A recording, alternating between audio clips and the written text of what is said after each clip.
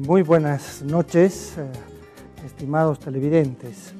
Bienvenidos a un nuevo programa de cursos del Centro de Estudios Superiores Universitarios de la Universidad Mayor de San Simón. Hoy día vamos a hablar de un tema que ha suscitado la atención de toda la población durante varias semanas y que han sido las elecciones subnacionales, las elecciones para las gobernaciones, para los alcaldes de nuestro país. Y para ello hemos invitado a Lisandro Coca. Él es politólogo, representante de la Asociación Boliviana de Ciencia Política aquí en Cochabamba, y a quien le agradecemos por haber aceptado nuestra invitación. Muy buenas noches, Lisandro. Buenas noches, Manuel. El agradecido soy yo. Es un honor estar aquí. Buenas noches a todos. Lo primero que quisiera decir es de que estas elecciones han traído muchas sorpresas, aunque ya las encuestas anunciaban cambios importantes, pero ha habido nomás algunas sorpresas y de repente podrías decirme cómo has visto los resultados de estas elecciones. No, evidentemente, yo diría que la última encuesta que vimos ya nos anunció las sorpresas que finalmente se concretaron el día de las elecciones. Para mí la mayor de todas fue la victoria de Félix Pazzi en el departamento de La Paz. A Soledad Chapetón ya le había ido bastante bien en la elección pasada, y dada la elección del Movimiento al Socialismo para su candidato en el Alto, o sea, que Edgar Patana repita la gestión, y considerando el descontento de los salteños respecto de esa gestión, había posibilidades de que Soledad le ganara al Movimiento al Socialismo en la ciudad del Alto. Sin embargo, también ha sido una sorpresa la contundencia con la que han ganado algunos candidatos de oposición. En el caso de Pazzi, la gobernación; en el caso de Soledad Chapetón y de José María Leyes, aquí en Cercado, sus respectivas alcaldías. Yo diría que van por ahí, digamos, las sorpresas, si se puede usar el término. De repente empecemos con el caso de La Paz. Muchos hablaban de que ha sido una tripleta, ¿no? Si uno hablaría en términos de cacho.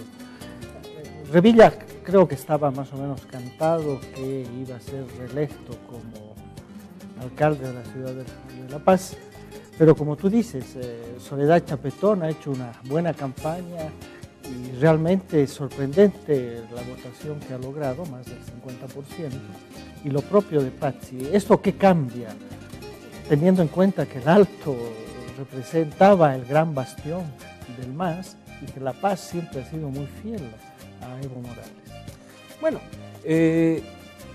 lo que cambia, va a depender mucho de las gestiones tanto de Pazzi como de Soledad, ¿no? Porque si de pronto fueran malas autoridades, ¿no hicieran una buena gestión, entonces podría no cambiar nada y el Movimiento al Socialismo podría regresar el año 2020, dentro de 5 años, o antes, a través del mecanismo de la revocatoria de mandato y todo aquello. Pero por el momento, lo que yo creo que cambia es la creencia, una de las cosas que cambian, es la creencia de que el presidente, no importa quiénes sean los candidatos del Movimiento al Socialismo, el presidente es capaz de transferir su popularidad, su legitimidad, su intención de voto a sus candidatos, ¿no?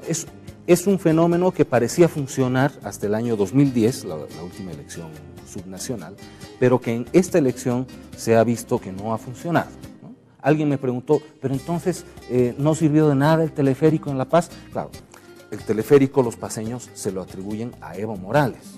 No se lo atribuyeron a Guillermo Mendoza, a Felipe Huanca o a Patana, ¿no? Se lo atribuyeron a Evo Morales. Entonces, el problema que tiene el Movimiento al Socialismo en este instante es que todo el trabajo que han realizado durante los últimos 9 años en temas de gestión, cosas como el G77, el Dakar, el teleférico, que son las que más se suelen destacar, todas han servido para reforzar el liderazgo del presidente Morales, pero no se ha hecho nada para reforzar liderazgos locales y liderazgos departamentales que les permitan ganar territorio, conquistar o mantener territorio en muchos casos. Y esa es la consecuencia de eso la hemos visto en estas últimas elecciones. Sobre todo en el caso de La Paz. Pero en otros casos, personajes que de repente no son muy conocidos han logrado, por ejemplo, ganar las gobernaciones en Potosí, en Oruro y en la misma Cochabamba, donde parecería de que todavía la popularidad del presidente logra transferir esa legitimidad, digamos, a sus candidatos. Lo que pasa es que yo creo que hay dos criterios, puede haber más, ¿no? Pero yo identifico al menos dos criterios que podían permitirnos antes de estas elecciones, y creo que podrían hacerlo en otras circunstancias también, en otras elecciones, tener una idea de cuál podría ser el resultado después de las elecciones. Por un lado está el criterio de los liderazgos exitosos. Yo creo que donde hay un liderazgo exitoso consolidado, existen mayores probabilidades de que esa persona, ese líder, sea reelegido. ¿Qué es un liderazgo exitoso consolidado? El caso de Luis Revilla, por ejemplo, el caso de Rubén Costas, de Percy, ¿no? Fernández, de Percy Fernández, a pesar de que yo creo que tiene serios problemas mentales. Don Percy Fernández creo que no debería haber sido alcalde, pero bueno, ahí está, ¿no? Los cruceños lo consideran un líder exitoso y lo han vuelto a elegir. Pero hay un segundo criterio, que es el criterio de las plazas fuertes. Cochabamba es una plaza fuerte del MAS como departamento, no como municipio de Cercado. Cercado siempre ha estado en disputa, digamos, ¿no? Recordemos que, si no me equivoco, en el referéndum constitucional, él no ganó en Cercado. Pero como departamento es una plaza fuerte del movimiento al socialismo. Entonces, cuando estamos en una plaza fuerte, si no existe un liderazgo exitoso, entonces es el factor plaza fuerte el que determina con grandes probabilidades, digamos, quién podría ganar la elección. Y por eso creo que Iván Canelas ha ganado la elección aquí en el departamento, porque los otros candidatos ciertamente puede considerárselos tal vez liderazgos emergentes, ¿no? Yo creo que sí, se los puede considerar. En el caso de Alejandro Almaraz, por ejemplo, me parece que es un gran cuadro, pero no son liderazgos exitosos consolidados. O sea, si hubiéramos tenido un gobernador de oposición, digamos, que hubiese hecho una gran gestión, entonces, a pesar de que el movimiento del socialismo pudiese considerar Cochabamba, en el caso de las elecciones presidenciales, como su plaza fuerte, de todos modos hubiera ganado un candidato. ¿Qué es lo que pasó cuando la prefectura de Manfred Reyes Villa? ¿No? En Cochabamba ganaba Evo Morales. Cochabamba como departamento era una plaza fuerte de Evo Morales, pero Manfred Reyes era un liderazgo exitoso consolidado. ¿Por qué? Por el tema de gestión y todo aquello, y por lo tanto podía ganarle al presidente en elecciones subnacionales. En elección subnacional, ¿no? En elección departamental. Yo creo que ese es el criterio por el que Iván Canelas gana, a pesar de que no existe, o sea, no es un líder exitoso en gestión, porque es la primera vez que postula. Y además hay una cosa interesante, Manuel, perdón. No me confundas con Samuel Doria. No, estaba pensando en otro Samuel. Otro Samuel, que no tiene nada que ver con Doria Medina, un amigo. Hay otra cosa interesante. En Cercado, José María Leyes ha ganado la elección municipal, pero Iván Canelas ha ganado la elección departamental en Cercado, solamente contando los votos. Viendo los votos aquí de la ciudad. Entonces, eso te hace pensar que ninguno de los candidatos de oposición a la gobernación fue capaz de conquistar, como lo consiguió José María Leyes, que no lo hizo solo. Yo creo que hubo muchos factores que influyeron en eso, también el apoyo de Rebeca Delgado, ¿no? Pero no consiguieron ganarle a Iván Canelas en Cercado, a pesar de que Cercado como municipio no es una plaza fuerte de más. Viendo un poquito ahora las causas de por qué José María Leyes gana en Cochabamba, estaba el apoyo de Rebeca Delgado, que creo que ha sido un aporte importante, pero hay otras condiciones, digamos, otras razones. No sé si podrías hablar un poquito de ello. Ya, yo creo que es un conjunto de eventos Yo diría que José María Leyes tiene mucha suerte. Esos votos no son suyos, creo yo. Porque, en primer lugar, le favorece la inhabilitación de la propia Rebeca Delgado. Porque recordemos que en la primera encuesta de intención de voto, Rebeca tenía 37% y José María tenía 4%. El problema es que en cuanto se inhabilita a Rebeca Delgado, gran parte, no todo, pero gran parte de ese voto se transfiere a José María Leyes. Sin embargo, todavía Jaime Dugarte del Frente Único tenía un 14%, ¿no? Aparece Marianela Montenegro, pero en el decurso de la campaña electoral continúan sucediendo diferentes hechos que van consolidando la candidatura de José María Leyes, hechos ajenos a él además, ¿no? Yo realmente no creo que él haya ganado la elección por habilidad, por su propia habilidad, sino por un conjunto de errores que comete tanto oficialismo como oposición. La amenaza del presidente y del vicepresidente de no vamos a trabajar con la oposición, ¿no? Donde haya oposición los proyectos van a quedar congelados y todo eso. Para mí, lo que hizo fue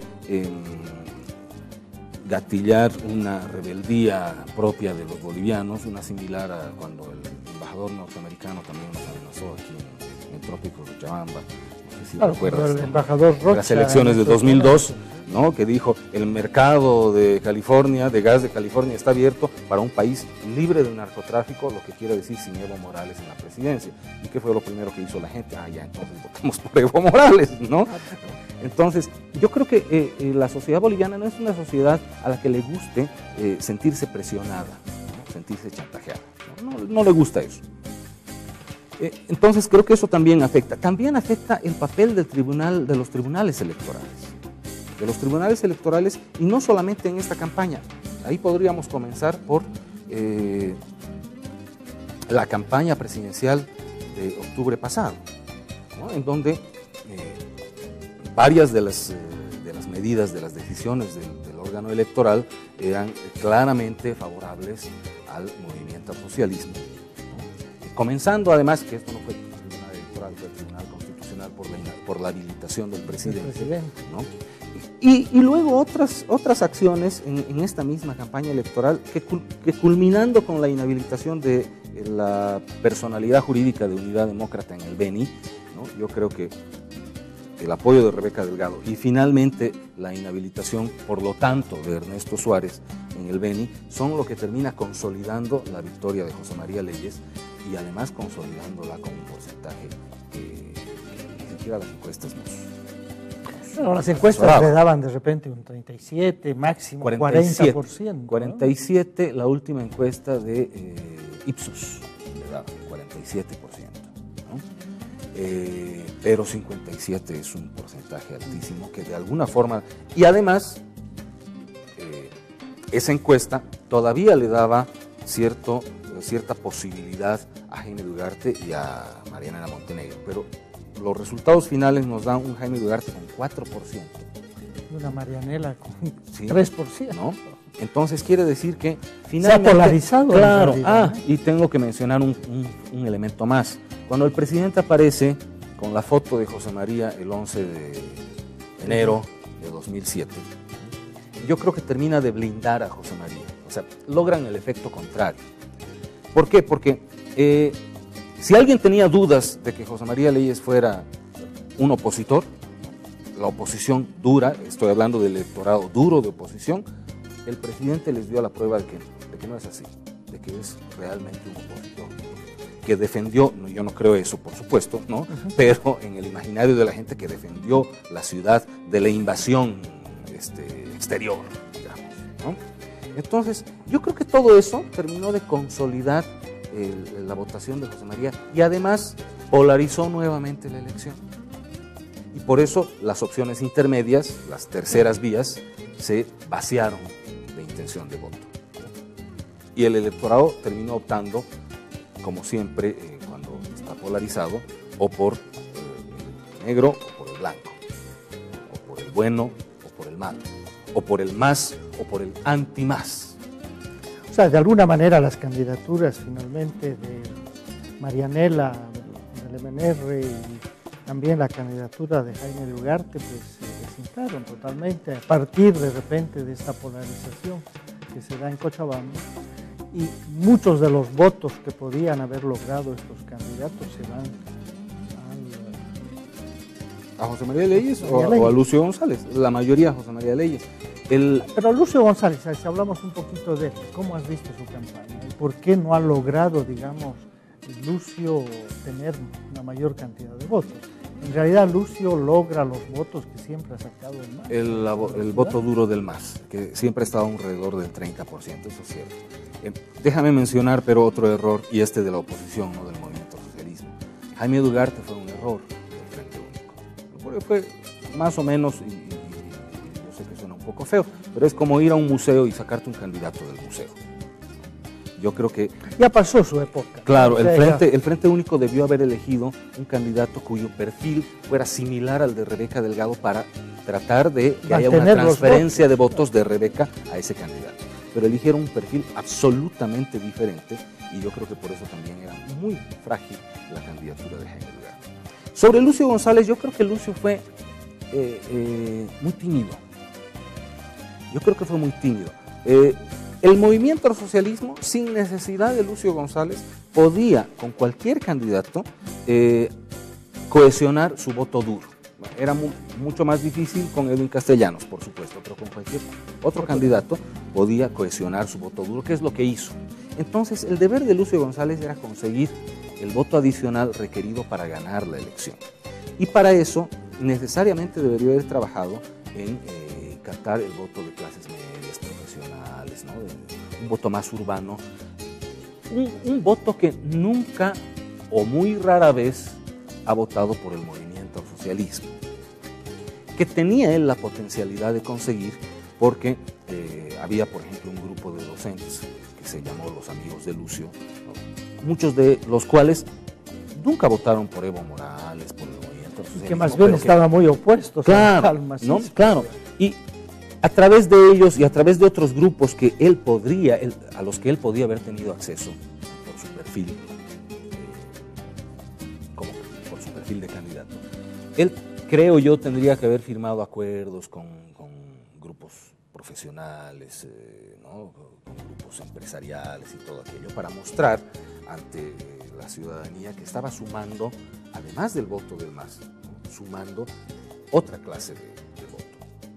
Entonces yo creo que Lucio ha sido, no sé si ha sido una limitación suya o una limitación que le impuso el movimiento al socialismo, porque alguna vez en algún momento de la campaña alguien me comentó que Lucio estaba interesado en hacer este tipo de alianzas, pero que tenía muchos problemas internos dentro del propio movimiento al socialismo, porque el movimiento al socialismo estaba como expectante, vigilando, susceptible todo el tiempo por a quiénes podría él incluir en su equipo, con quiénes podría hacer alianza, porque tenían miedo de que les suceda lo que les pasó con Rebeca Delgado, ¿no? O sea, este es un candidato invitado, no es militante del movimiento al socialismo, si permitimos que ingresen otros actores ajenos al MAS, entonces podrían apropiarse de la campaña y de la futura gestión a la alcaldía, que creo que es una susceptibilidad, un temor que tiene el movimiento al socialismo, no desde Lucio González, sino desde Edwin Castellanos. Que al final, de alguna manera, Edwin Castellanos se rodeó de su gente. Pero claro, de alguna manera, no gente del movimiento al socialismo, incluso se alejó de los sectores sociales, que es de lo que se quejaba la gente. Y mismo parece que gobernó con uno de la oposición, uno de los concejales de la oposición. Por supuesto que sí, por supuesto que sí. Entonces, para el tiempo sobre la base de ese temor, ¿no?, es posible que no haya sido limitación, como digo, de Lucio, sino un problema de su relación con el partido político. Lisandro, el tiempo vuela y de repente sería interesante de hablar de dos fenómenos interesantes que se han producido en esta elección, tanto en Chuquisaca como en Tarija, donde el MAS pierde, digamos, a sus bases campesinas, o bueno, se dividen de alguna manera. En un caso permiten que Adrián Oliva logre, de repente, porque de repente hay una segunda vuelta también en Tarija, logre la gobernación, y en Chuquisaca pues dos masistas se están prácticamente enfrentando. Claro. ese yo diría que ha sido otro de los errores del movimiento socialista. Yo recuerdo que cuando comenzó la crisis interna dentro del MAS, porque se habían impuesto ciertas candidaturas que no tenían el favor de los sectores sociales del movimiento socialista, yo recuerdo haberle dicho a la oposición en televisión, aprovechen. Por primera vez el movimiento socialismo ha cometido un error. El presidente por primera vez ha cometido un error. Aprovechen ese error. Parece que algunos lo han aprovechado, ¿no? Porque yo creo que es fruto de ese error. Yo creo que ese ha sido el problema. No solamente en Tarija y en Chuquisaca, obviamente en Tarija y en Chuquisaca es mucho más notorio porque son personas que estuvieron dentro del movimiento socialismo. Importante. Claro, ¿no? Pero creo que por todo el país ha habido una suerte de descontento interno en algunos sectores del movimiento socialista. Muchos no han hecho la campaña con el mismo entusiasmo que en elecciones pasadas. Precisamente por eso, porque aquí mismo en Cochabamba, en el cercado y también en el departamento, hubo reuniones, sendas de reuniones, extensas reuniones, asambleas, para tratar de consensuar la posibilidad de quiénes podrían ser candidatos quién podría ser candidato para el cercado, por ejemplo. Y el problema es que llega el presidente y de un plumazo, ¿no? Ignora esos consensos construidos con mucho trabajo, ¿no? E impone candidatos, que es lo que ha pasado aquí y ha pasado en Chuquisaca y claro, en Tarija. Casi en todo el país, ¿no? Entonces, claro, yo recuerdo que gentes que estuvieron en estas reuniones, en estas asambleas, me decían, ¿para qué nos ha hecho perder el tiempo el presidente? Porque durante meses hemos estado tratando de consensuar, debatiendo, para ver quién podría ser candidato, pero el presidente nos hace perder el tiempo porque llega y él decide, ¿no? Entonces, todo esto ha generado descontento. Yo no diría división necesariamente, en algunas partes división, como en Chuquisaca, ¿no? Pero en Cochabamba, por ejemplo, no ha habido división desde mi punto de vista, pero lo que sí ha habido es un descontento que ha evitado que el MAS de manera el más completo apoya a sus candidatos. Y tal vez eso ha jugado también, ha jugado en contra un poco de Lucio González, ¿no? No, por supuesto que sí, porque si bien el MAS como estructura militante, como partido, no se ha resquebrajado, ¿no? Ha habido mucho malestar, pero no se ha resquebrajado, sí ha habido algunos sectores puntuales que sí han apoyado a otros candidatos, ¿no? Algunas, por ejemplo, ayer... el caso de Quillacollo, de repente. En Quillacollo, eso es lo más gracioso. Y con eso acabamos, porque el tiempo eso es lo gracioso. En Quillacollo, el candidato que finalmente ganó las elecciones, Eduardo Mérida, tenía el apoyo, ¿no?, de Efraín Chambi, que es senador del MAS, ¿no?, y de, no me acuerdo, de un diputado del MAS. Él, siendo que el MAS tenía su candidato, que era Charles Becerra, ¿no? Entonces, se han dado ese tipo de situaciones y, si no me equivoco, ayer comentó Rebeca Delgado, comentaba precisamente que la Central Campesina de Cercado, claro, no es muy grande, ¿no?, pero la Central Campesina de Cercado había firmado un acuerdo con José María Leyes, ¿no? Entonces, hay algunos sectores puntuales que también se desmarcaron del movimiento al socialismo. Yo creo que ese conjunto de cosas han sido así un poco desordenadas el factor determinante. Realmente apasionante todo esto de las elecciones, podríamos seguir hablando mucho tiempo y sobre todo que no hemos tocado, por ejemplo, el caso de Santa Cruz, pero lamentablemente el tiempo no nos da.